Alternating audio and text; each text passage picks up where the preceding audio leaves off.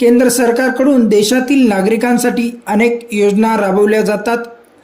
यातील बहुतांशी योजना या गरजूवंत नागरिकांसाठी आहेत.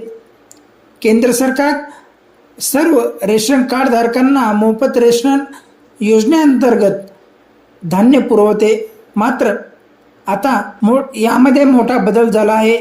याआधी सरकारकडून रेशन कार्ड धारकांना मोफत तांदूळ देण्यात येत होता.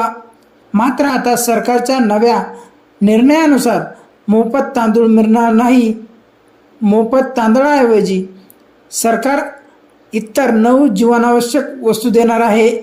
केंद्र सरकारच्या मोफत रेशन योजनेअंतर्गत जवळपास 90 कोटी लोकांना मोफत रेशन धान्य दिले जाते. यामध्ये नागरिकांना पूर्वी मोफत तांदूळ दिला जात होता. मात्र आता सरकारच्या नव्या निर्णयामुळे मोफत तांदूळ मिळणे बंद होणार आहे. या व्यतिरिक्त गहू, डाळ, हरभरा, साखर, मीठ, मोहरीचे तेल, मैदा, सोयाबीन आणि मसाले यांचा समावेश आहे. लोकांचे आरोग्य सुधारण्यासाठी आणि त्यांच्या आहारातील पोषणाची गुणवत्ता वाढवण्यासाठी सरकारने हा निर्णय घेतला आहे.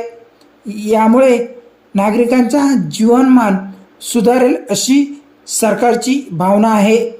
रेशन कार्ड कसे काढणार? जर तुम्ही रेशन कार्डसाठी पात्र असाल आणि अजूनही रेशन कार्ड काढले नसेल तर त्यासाठी तुम्हाला अर्ज करावा लागेल. यासाठी सर्वप्रथम तुम्हाला तुमच्या जवळच्या अन्न व पुरवठा विभागाच्या कार्यालयात जावे लागेल. तसेच अन्न विभागाच्या अधिकृत वेबसाईटवरून देखील अर्ज डाउनलोड करू शकतात. तुम्हाला अर्जामध्ये विचारलेली सर्व माहिती योग्यरित्या प्रविष्ट करावी लागेल. यासोबतच तुमच्याकडून संबंधित कागदपत्रे मागवली गेली असतील तीही अर्जासोबत जोडावे लागेल. त्यानंतर तुम्हाला अर्ज आणि संबंधित कागदपत्रे योग्य तुमच्या जवळच्या रेशनिंग कार्यालयात जमा कराव्या लागतील. संबंधित अधिकारी तुम्हाला दिलेल्या माहितीची आणि तुमच्या अर्जाची पडताळणी करेल. त्यानंतर त्यावर पुढील पडताळणी करून प्रक्रिया पूर्ण झाल्यानंतर तुमचे रेशन कार्ड तयार होईल. त्यावर तुम्हाला मोफत रेशन मिळणार आहे.